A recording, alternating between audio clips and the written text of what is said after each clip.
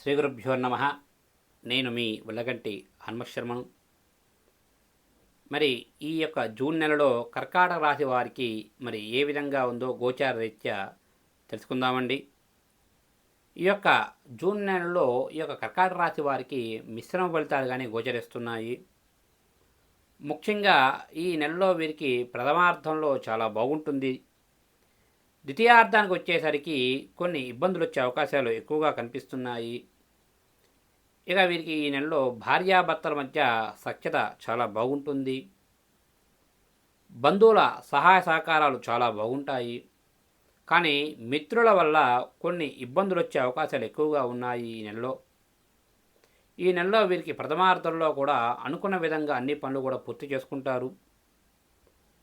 ఈ యొక్క నెలలో వీరికి ఆదాయం చాలా బాగుంటుంది. ఖర్చు కూడా మితంగానే ఉంటుంది. అయితే కొన్ని విషయాల్లో తగు జాగ్రత్తలు తీసుకుంటే చాలా మంచిది. సంఘంలో ఉన్న పెద్దవారి పరిచయాల వల్ల కొన్ని పనులు పూర్తి చేసుకుంటారు. అదేవిధంగా కోర్టు వ్యవహారాలు ఏవైనా వీరికి అనుకూలమైన తీర్పు వచ్చే అవకాశాలు చాలా ఎక్కువగా కనిపిస్తున్నాయి. అదేవిధంగా సంఘంలో ఉన్న పెద్దవారి పరిచయాల వల్ల కూడా మీరు అనుకున్న పనులు కూడా చాలా తొందరగా పూర్తి చేసుకుంటారు.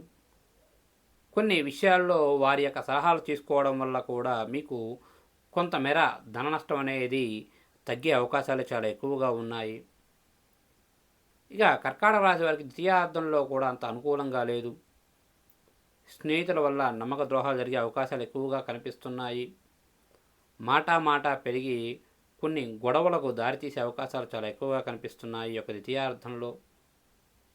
ద్వితీయార్థంలో కూడా ఊహించని పరిణామాలు జరిగే అవకాశాలు చాలా ఎక్కువగా కనిపిస్తున్నాయి.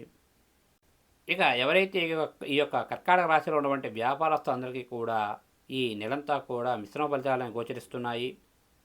ముఖ్యంగా వీరికి ప్రథమార్థంలో మరి వీరికి వ్యాపారంలో లాభాలు బాగుంటాయి. కానీ ద్వితీయార్థానికి వచ్చేసరికి ఆ యొక్క లాభాలు అనేవి కూడా వీరు అర్జించలేకపోతారు. ఇక జాయింట్ వ్యాపారస్తులు ఎవరైతే ఉన్నారో వారికి కూడా ఈ నెలంతా కూడా అంత అనుకూలంగా లేదనే చెప్పాలి. ఇక ఎవరైతే కర్కాటక రాశిలో ఉన్నటువంటి ప్రైవేట్ సంస్థల్లో పనిచేస్తున్న వారందరికీ కూడా ఈ నెలంతా కూడా మిశ్రమ ఫలితాలను గోచరిస్తున్నాయి.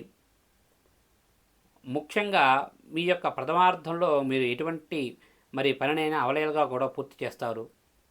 కానీ ద్వితీయార్థానికి వచ్చేసరికి కొన్ని పనులు అనేవి ఆ యొక్క పెండింగ్లో ఉండి కొంతమేర ఇబ్బందులు కలిగించే అవకాశాలు ఎక్కువగా ఉన్నాయి. ముఖ్యంగా మీ పై స్థాయి అధికారులతో కొన్ని ఇబ్బందులు వచ్చే అవకాశాలు ఉన్నాయి. వారితో మాట పెరిగి గొడవలకు దారి తీసుకునే అవకాశాలు ఎక్కువగా ఉన్నాయి. ఇక ఎవరైతే కర్కాటక రాశిలో ఉన్నటువంటి ఈ యొక్క విద్యార్థులందరికీ కూడా ఈ నెలంతా కూడా మిశ్రమ ఫలితాలుగా గోచరిస్తున్నాయి. ఇక స్టేట్ సెంట్రల్ గవర్నమెంట్కి సంబంధించి జాబుల కొరకై అప్లై చేసుకొని పరీక్ష రాస్తున్న వారందరికీ కూడా ఈ నెలంతా కూడా మిశ్రమంగానే ఉంటుంది. ఆ యొక్క పోటీ పరీక్ష సమయంలో తగు జాగ్రత్తలు తీసుకుంటే చాలా మంచిది.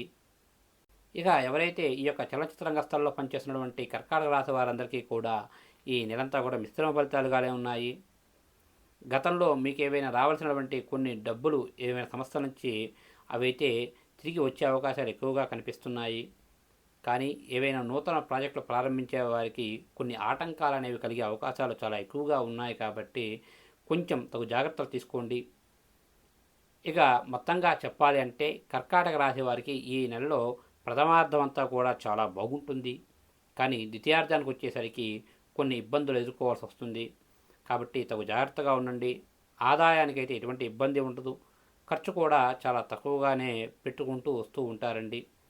ఇక వీరికి ఈ నెలలో అనుకూలమైన రోజులుగా 3వ తారీఖు, 5వ తారీఖు, 10వ తారీఖు, 15వ తారీఖు, 22వ తారీఖు, 24వ తారీఖులు వీరికి అనుకూలమైన రోజులుగా ఉన్నాయి. ఇక వీరికి ఈ నెలలో ప్రతికూలమైన రోజులుగా 1వ తారీఖు, 8వ తారీఖు, 12వ తారీఖు, 17వ తారీఖు, 20వ తారీఖు, 26వ తారీఖు, 29వ తారీఖులు వీరికి ప్రతికూలమైన రోజులుగా ఉన్నాయి. కాబట్టి అనుకూలమైన రోజుల్లో మీరు ఏ కార్యం తలపెట్టినా ఎటువంటి ఇబ్బందులు లేకుండా పూర్తి చేస్తారండి. ఏవైనా ప్రతికూలమైన రోజుల్లో ఏవైనా కార్యం తలపెడితే కొన్ని ఇబ్బందులు వచ్చే అవకాశాలు ఎక్కువగా ఉన్నాయి. కాబట్టి గురువు గారిని కానీ లేదా మీ ఇంటి పురోహితుని కానీ సంప్రదించి దానికి సంబంధించినటువంటి తగు పూజలు చేసుకుంటే మీకు అంతా మంచి జరుగుతుంది. శుభస్య శీఘ్రం.